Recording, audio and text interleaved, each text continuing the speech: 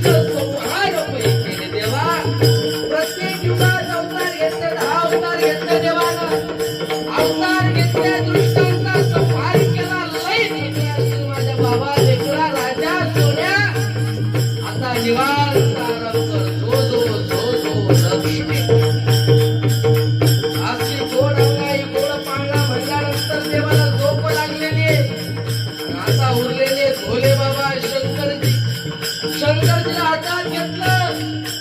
पाळण्यात त्यांची जोडी आपल्या हातात धरली. पाळणा हलवताना